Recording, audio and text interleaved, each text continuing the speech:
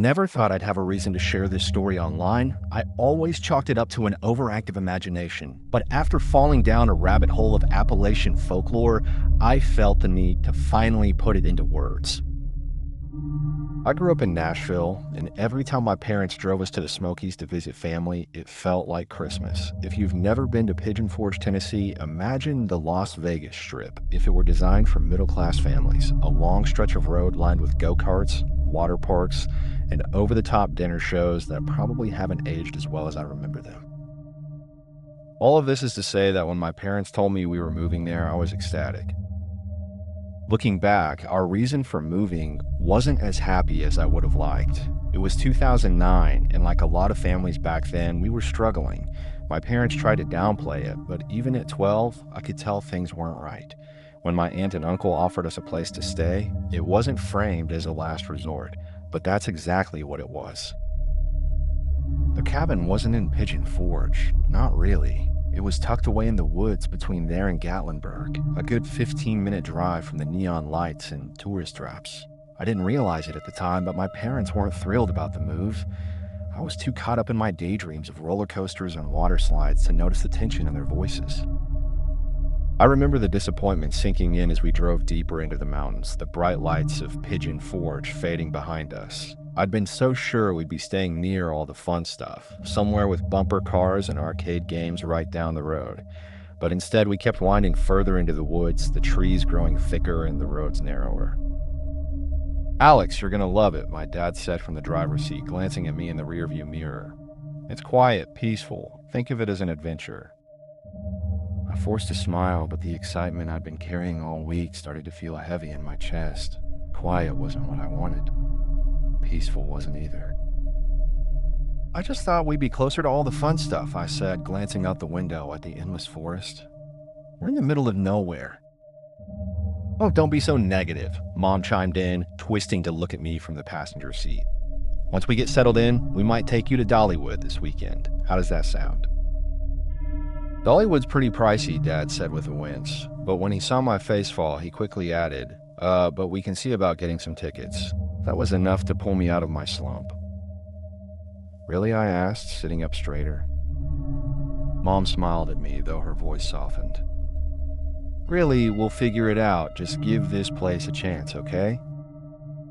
I nodded, but as we turned onto a bumpy gravel road and the cabin came into view, small, worn, and tucked deep in the trees, I still couldn't shake the feeling that quiet and peaceful were just fancy words for lonely. As we pulled into the driveway, the cabin finally came into view, nestled between the towering trees like it had been hidden there on purpose. It wasn't as big as I'd imagined. A single story with a wraparound porch and a roof that looked a little too weathered, but Aunt Laura was already on the porch, waving like she hadn't seen family in years. "There's my favorite niche," she called as we climbed out of the car. I smiled, even though I was her only niece, and let her pull me into a hug that smelled like lavender and fresh bread. "It's so good to see you, Alex," she said warmly, brushing a strand of my hair behind my ear. "You've grown so much since the last time I saw you." I didn't remember ever meeting her before, but I just nodded politely and let her lead me up the porch steps. "Come on, let me show you to your room. I fixed up the guest bedroom for you. Thought you might like the one with the window overlooking the woods." Inside, the cabin felt smaller than it looked. Cozy, I guess. If I was being generous, the living room opened straight into the kitchen with mismatched furniture and a faint smell of wood smoke hanging in the air. Aunt Laura led me down a short hallway and pushed open a door to reveal a small room with a twin bed, a nightstand, and a window framed by floral curtains. "It's not much," she said, patting my shoulder, "but I figured you'd want a little space to yourself." "It's nice," I said, dropping my backpack onto the bed. The truth was, it felt cramped, like the walls were leaning in, but the view out the window was kind of pretty. Trees stretched out as far as I could see, their tops swaying gently in the wind. "You'll get used to it," she added with a wink, before stepping back toward the door. "Why don't you unpack a little and settle in? Dinner will be ready soon." I nodded, glancing back out the window. The woods seemed so still, but something about them felt alive, like they were waiting for something. Uncle Frank lumbered into the house, his boots scuffing against the wooden floor, a hunting rifle slung over his shoulder. He pulled off his cap and let out a sigh, shaking his head as he set the rifle down by the door. "Well, Rob, welcome to the good life," he said, clapping my dad on the back with a grin. "Bet you're missing all that city traffic already."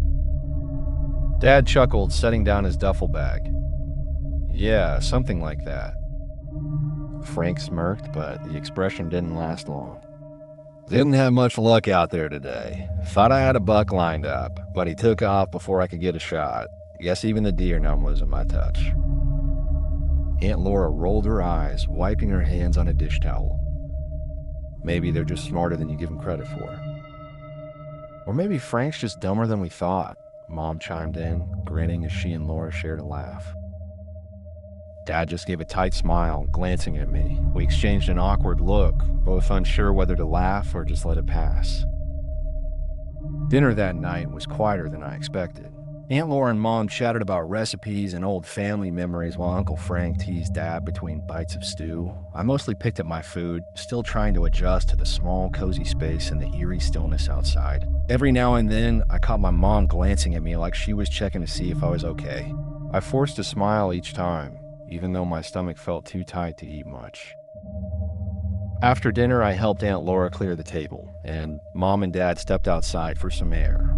The house felt smaller with just me, Aunt Laura, and Uncle Frank sitting around, the distant hum of crickets seeping through the walls. That's when there was a sharp knock at the door. "Come on in, Caleb," Aunt Laura called, not even looking up from the plate she was drying. The door creaked open, and a boy about my age stepped inside, pushing his shaggy brown hair out of his face with one hand while awkwardly fumbling with a rolled-up newspaper in the other. His jeans were streaked with dirt, and his sneakers looked like they'd been through one too many puddles. "Got your paper," he announced, a little too loudly, as he tossed it onto the counter. It unrolled halfway and slid onto the floor, and he froze, looking at it for a second too long before Aunt Laura pointed it out with a laugh. "Thanks, Caleb, but you're supposed to deliver it to the counter, not the floor," she teased. "Oh, right," he stooped down quickly, scooping it up and slapping it onto the counter with a sheepish grin. "Here you go. Perfect delivery. That's more like it," she said, smiling as she turned toward me. "Come meet my niece, Alex. She just got here today." Caleb straightened up, shoving his hands into his pockets and rocking on his heels. His eyes darted toward me, but he didn't hold eye contact for long. Hey, I'm Caleb. I live down the road. Well, not like right down the road. It's kind of far, but I bike here sometimes, so it's not that far." His words tumbled out in a rush, and he scratched the back of his neck as his voice trailed off. "Hi," I said, trying not to laugh at his rambling. "You're about the same age," Aunt Laura chimed in. "Maybe Caleb can show you around sometime." "Yeah," he said quickly, his face brightening. "I mean, if you want, there's this cool spot with rocks you can climb, and a stream, and this one tree that's like super big. You'd probably like it," he finished with an awkward, toothy grin. "That sounds fun," I said, turning to Aunt Laura. "Is it okay to go now?" She looked surprised for a moment, but smiled warmly. "If Caleb's up for it, just don't wander too far. It's getting dark." "Yeah, totally," Caleb said, already inching toward the door. "We'll just check out the stream real quick. It's close, like super close. You'll love it." I glanced at Aunt Laura for confirmation, and when she nodded, I grabbed my jacket and followed Caleb outside. I wasn't sure if this was a good idea, but the thought of finally doing something other than sitting around the cabin was too tempting to pass up. "So, you moved in with Mrs. Laura and Mr. Frank? That's cool. They're nice. Dad has me bring the paper and their mail to them sometimes since the delivery guy won't go this far. I didn't know they had a niece. Where are you from? I haven't seen you here before. Do you like it here?" Caleb rattled off without a breath, barely giving me a second to respond. I blinked, trying to process the rapid-fire questions. Nashville," I answered, deciding to tackle the easiest one first. "And we just got here today, so I haven't really had time to—" "Oh, Nashville. That's a big city, right?" he interrupted, his voice buzzing with curiosity. I've never been, but I bet it's crazy loud. Are there like huge buildings everywhere? And like famous people walking around? Oh, have you ever met Dolly Parton? I couldn't help but laugh a little at that. No, I've never met Dolly Parton. Dang, that'd be cool though. Caleb kicked a rock off the path, shoving his hands into his pockets. So do you like it here so far? I hesitated, glancing around at the trees stretching endlessly in every direction. The air smelled fresh, like damp earth and pine, and the only sounds were the crunch of our footsteps and the distant hum of crickets. It was different, that was for sure. It's quiet, I finally said. Caleb grinned. Yeah, you get used to it, well, except at night. Sometimes it's really quiet, too quiet, but that's normal. I frowned. Too quiet? He waved a hand. Yeah, like when the crickets just stop all of a sudden, and it's just nothing, kind of creepy, but it's whatever.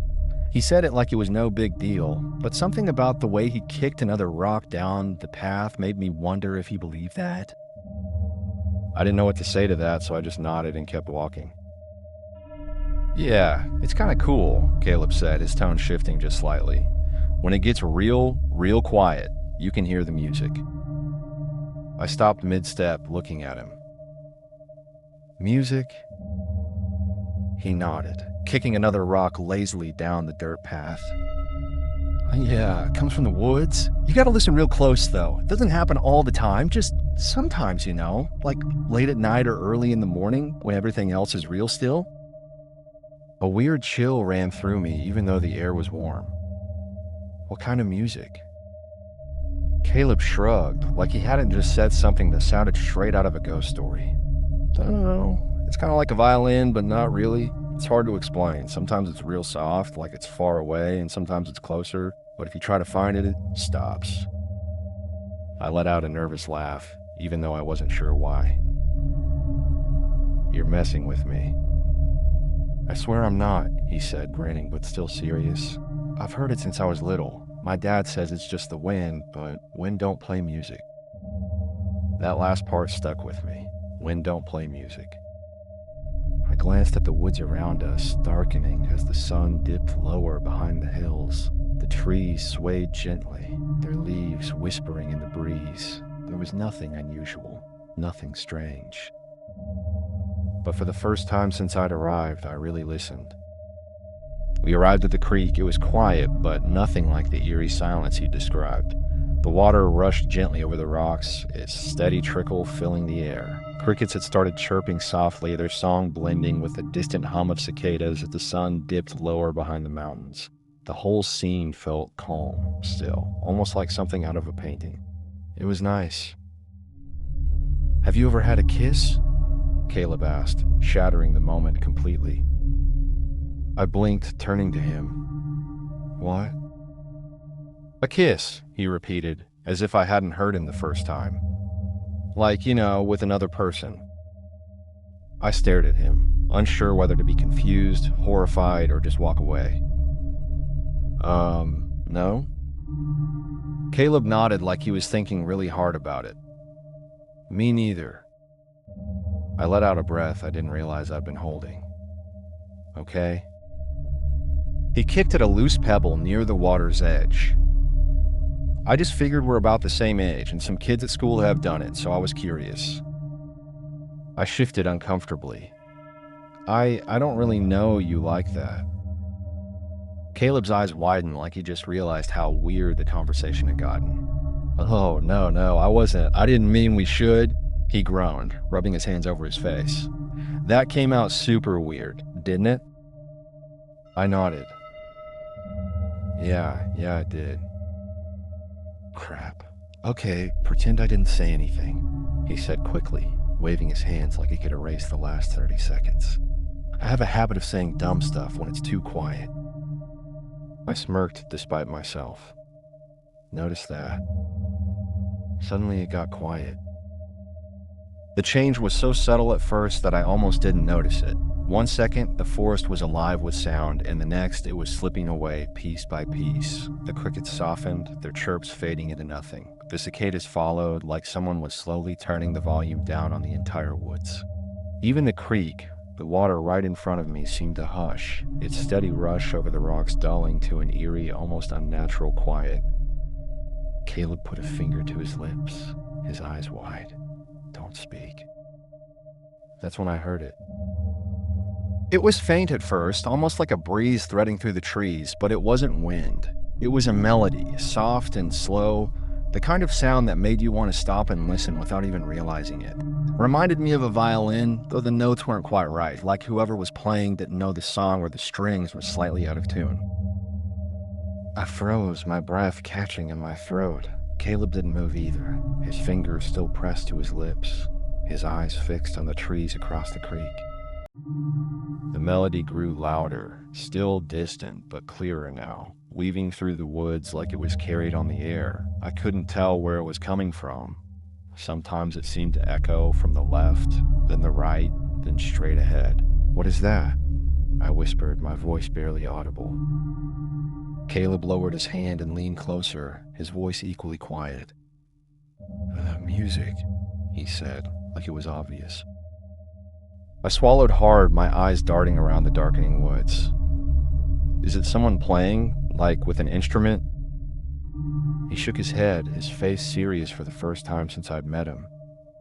"I don't think so." "What do you mean you don't think so?" I whispered, the words rushing out faster than I meant them to. "I mean," he said, leaning back slightly, "no one knows where it comes from. You can follow it all you want, but you won't find anything." I stared at him, my heart pounding. "You followed it?" "Once," he admitted, his voice dropping even lower. "Didn't get far, though. My dad caught me and dragged me back before I could ag." His sentence trailed off, his eyes flicking back to the trees. "Before you could what?" "Before I could find it," he said simply. I turned my head toward the woods again, the melody still drifting through the air, soft but pulling at me. It didn't sound threatening. If anything, it was kind of beautiful. But there was something else under the surface, a feeling I couldn't explain, like the sound wasn't meant for me, or maybe it was. Caleb tugged at my sleeve, breaking my thoughts. "We should go back," he said, glancing nervously over his shoulder. "It's getting dark." I didn't respond, still entranced by the soft melody of the strings carrying through the air. Caleb tugged harder on my sleeve, his voice sharper now. "It ain't safe here after dark, Alex. I still got a bike back home. We can come back another time." I hesitated, the pull of the music keeping me rooted in place for just a moment longer. The way it drifted through the air, delicate, haunting, made it hard to turn away. But Caleb's grip on my shoulder and the unease in his voice finally broke the spell. Reluctantly, I nodded, and we started the short hike back to the cabin. The further we walked, the softer the music became, until it melted completely into the chirps of crickets and the rustle of leaves. By the time we reached the edge of the woods, it was as if it had never been there at all. Uncle Frank was on the front porch, picking at the strings of his guitar with an ease that told me he'd been playing for years. The melody was simple, steady, and kind of comforting, the warm notes blending into the soft hum of the evening.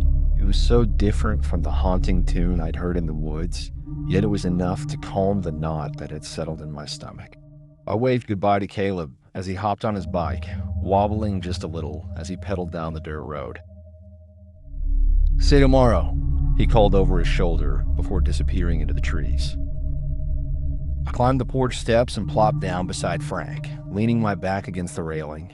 He glanced at me, strumming a few slow chords before letting them hang in the air. "Creek treat you well?" "It was nice," I said, pulling my knees up to my chest. Quiet. Frank nodded, still plucking at the strings.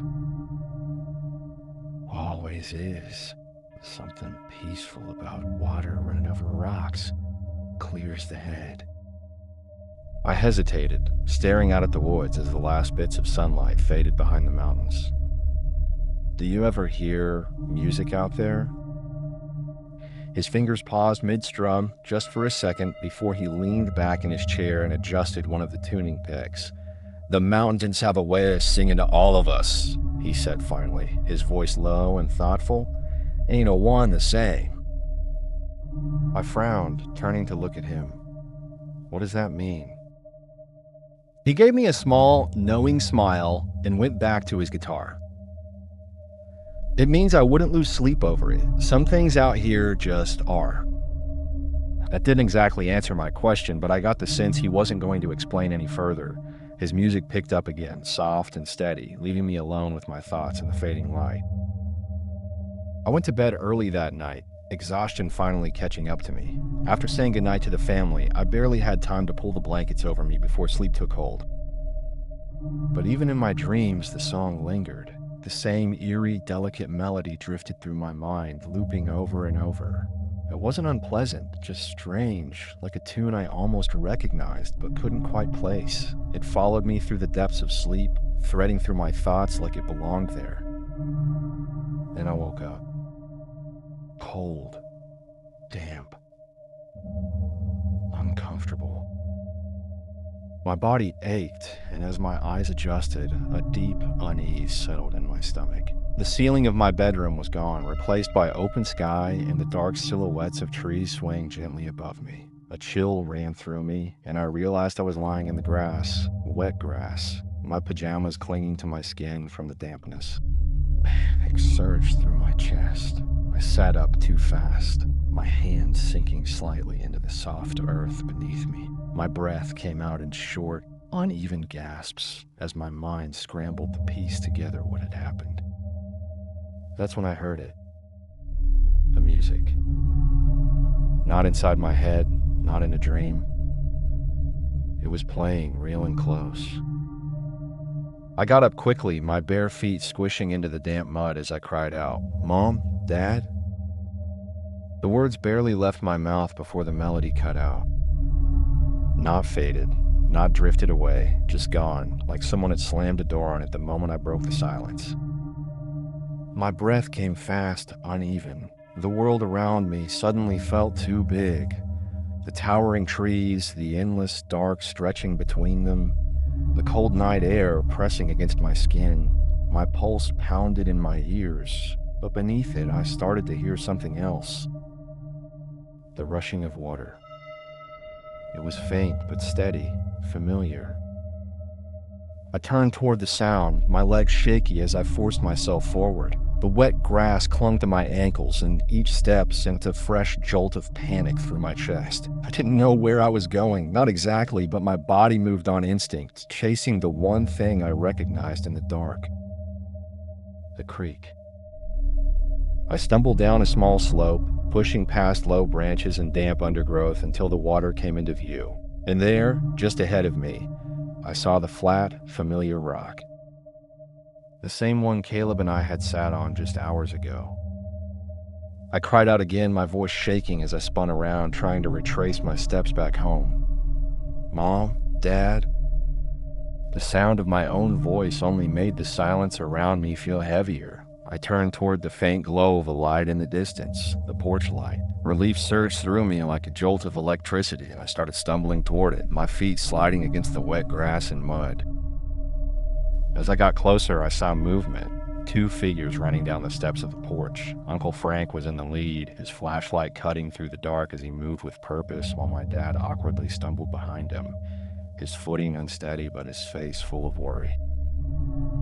"Alex," my dad called out, his voice tight and breathless. "Alex, where are you?" "I'm here," I yelled, my voice cracking. "I'm here." Frank's flashlight beam swung in my direction, landing on me as I froze in place, shivering and covered in mud. His face was a mix of relief and something else, something I couldn't quite read. "Jesus Christ," he muttered under his breath, hurrying toward me.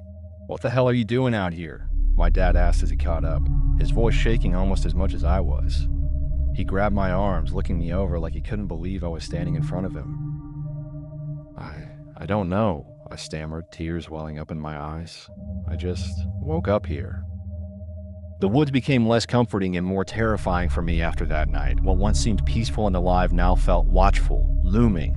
Uncle Frank started double-checking all the locks on the doors and windows every night, muttering something about how you can't be too careful out here. He tried to play it off like he was just being responsible, but I could see the way he glanced at me, his lips pressed into a tight line.